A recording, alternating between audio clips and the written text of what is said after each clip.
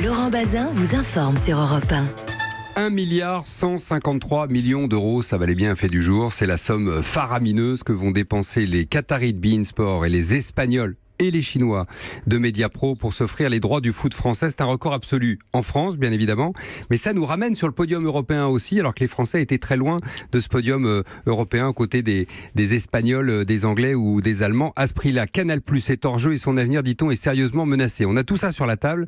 Est-ce que le championnat de France vaut ce prix-là ? Où allons-nous voir le foot demain à la télé ? C'est peut-être une question que vous vous posez. N'hésitez pas d'ailleurs à m'appeler pour en discuter avec nous au 39 21.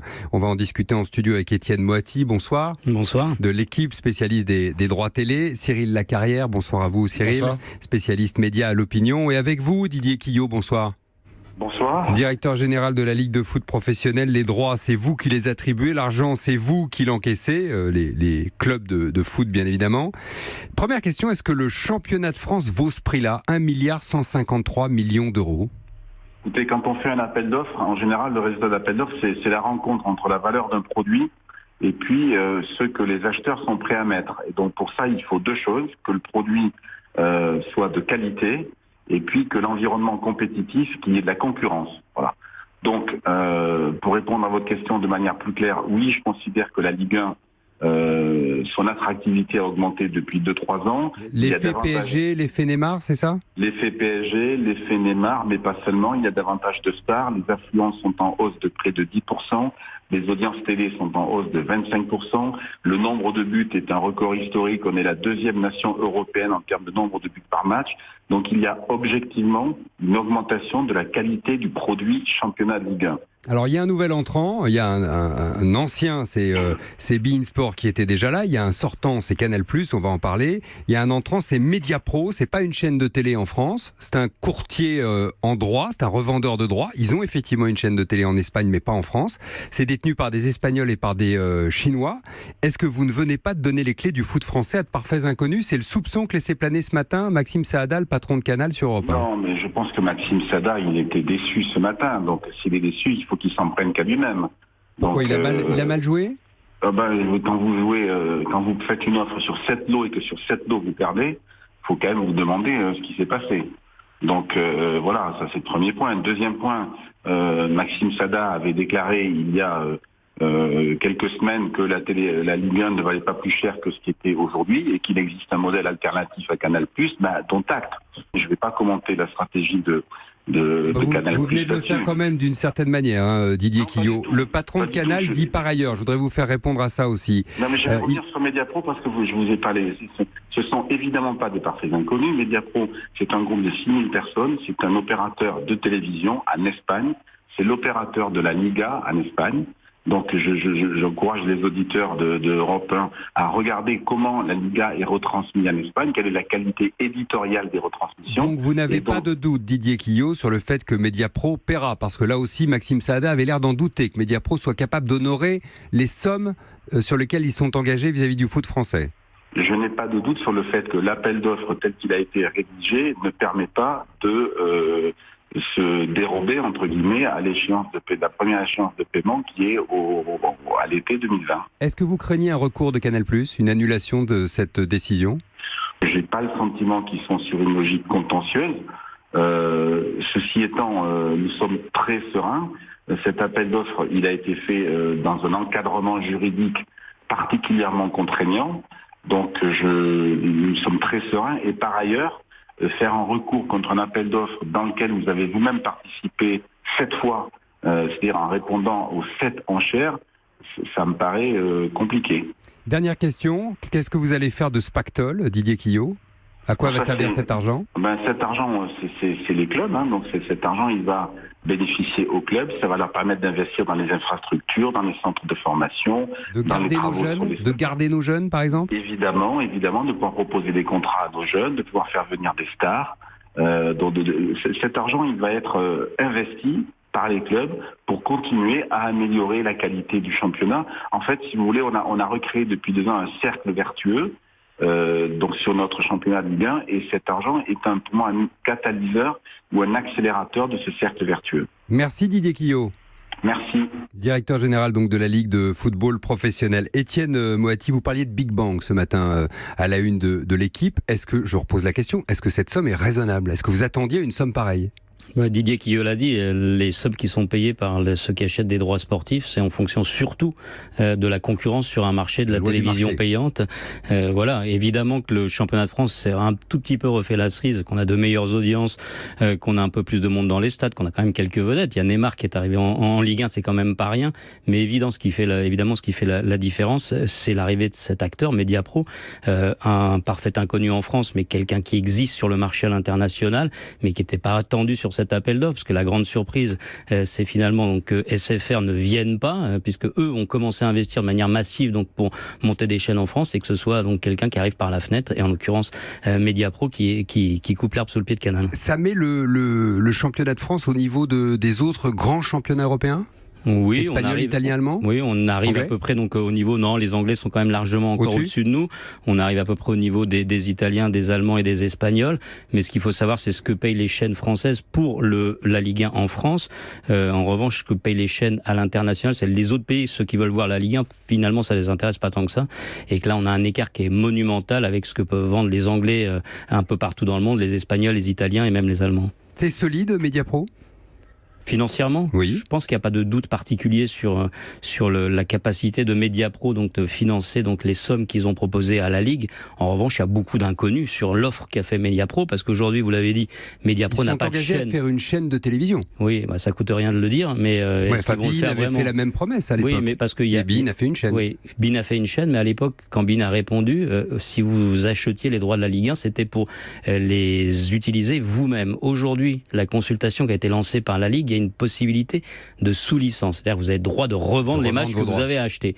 Donc le terme de courtier est pas trop mal trouvé, que vous avez utilisé tout à l'heure, parce que c'est évidemment une possibilité, et qu'on peut dire aujourd'hui que peut-être finalement même Canal a encore une deuxième chance de revenir frapper à la porte de Mediapro pour racheter les matchs qu'ils ont perdus dans l'appel d'offres. À Canal, on dit en interne, c'est pas officiel, je ne le tiens pas de Maxime Saada, vous l'imaginez bien, que la perte de la Ligue 1, ce serait la perte d'1,5 million d'abonnés.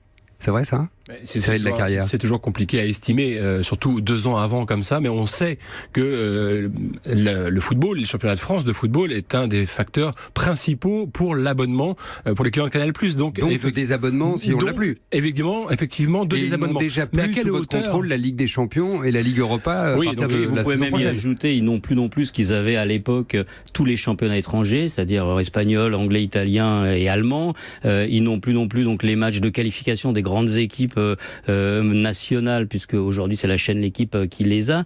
Ils n'ont quasiment plus de football. C'est-à-dire que quand on parle d'1,5 million d'abonnés, on peut même se poser la question de la survie de Canal+. C'est-à-dire que sans football aujourd'hui, puisqu'ils n'ont plus de football quasiment du tout, comment quand vous êtes déjà sur une pente descendante, très fortement descendante, Canal+ a d'énormes problèmes, franchement il y a un vrai problème de survie qui se pose. Cyril Lacarrière. Oui, ça va poser la question du modèle de Canal+ en fait, mais c'est une question que tout le monde se pose à Canal depuis un certain temps déjà, et au fond il faudra peut-être voir si cette perte des droits du foot peut pas être transformée, bon gré mal gré, comme une opportunité pour eux, puisque revoir profondément ce qu'est Canal+, est-ce que ça a vocation à rester une chaîne finalement généraliste, payante, ou est-ce que ça a vocation à se transformer pour passer uniquement des séries, investir massivement sur les séries, dans le cinéma davantage, un peu sur le modèle de ce que fait la chaîne câblée américaine HBO qui produit notamment Game of Thrones. Vous voyez, c'est peut-être là-dessus qu'on attend Canal, avec peut-être un abonnement moins cher, mais sur une offre plus spécifique, plus ciblée.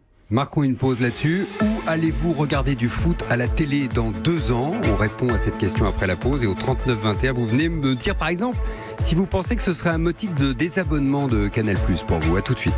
Europe Soir, Laurent Bazin sur Europe 1. On vous aide à comprendre ce soir la somme faramineuse atteinte par les droits du foot français. Je le redis, 1,153 milliard d'euros pour les matchs de Ligue 1 à partir de 2020.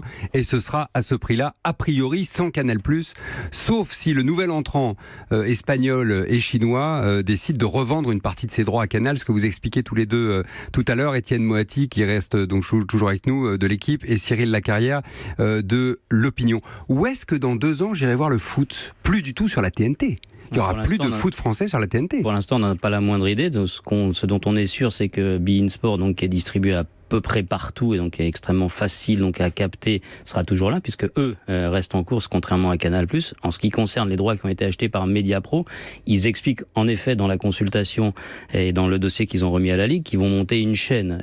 Les acteurs du marché en doute un petit peu, parce qu'on a vu beaucoup de gens monter des chaînes, et on a vu dans l'histoire des droits de la Ligue 1 arriver TPS, ça a été une catastrophe, on a vu arriver Orange, ça a été une catastrophe, on est arrivé à... Qui avait racheté les droits de foot d'ailleurs, à l'époque. Absolument, et on a vu même beIN, qui est plutôt un succès en termes d'abonnés, mais les Qatariens perdent énormément d'argent, donc on a du mal sur un marché qui est extrêmement saturé à voir très bien quelle rentabilité peut avoir une chaîne de football supplémentaire.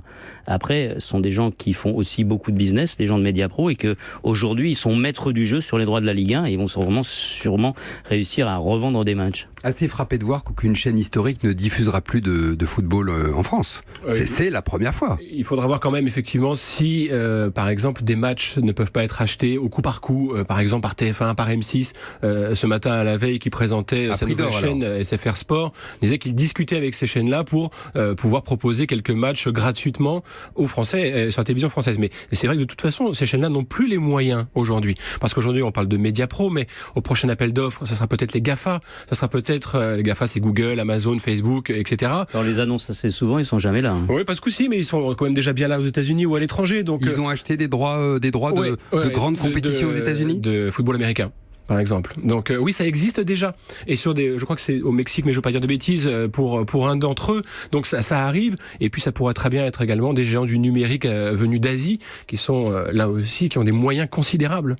Donc de toute façon, les chaînes historiques n'ont plus les moyens aujourd'hui de pouvoir concurrencer tout ça, ces grands acteurs multimilliardaires. C'est une chaîne historique, c'est une chaîne payante, Canal+. Donc a priori, elle a un modèle économique qui est un modèle qui existe, avec des abonnés qui payent donc pour des produits que la chaîne achète donc à des vendeurs de droits. Donc jusque-là, ça a fonctionné très bien et que c'est finalement le même modèle qui existe à peu près partout. Et il y a des opérateurs partout dans le monde qui fonctionnent très bien avec ça. Et ce qu'il faut dire, c'est que Canal+ était candidat. Ils n'ont pas renoncé donc à cette consultation, mais stratégiquement, ils ont mal joué le coup. Ils ont pensé qu'ils allaient être tout seuls, qu'ils allaient être en position dominante et qu'ils pouvaient dicter leur loi à la Ligue et au marché.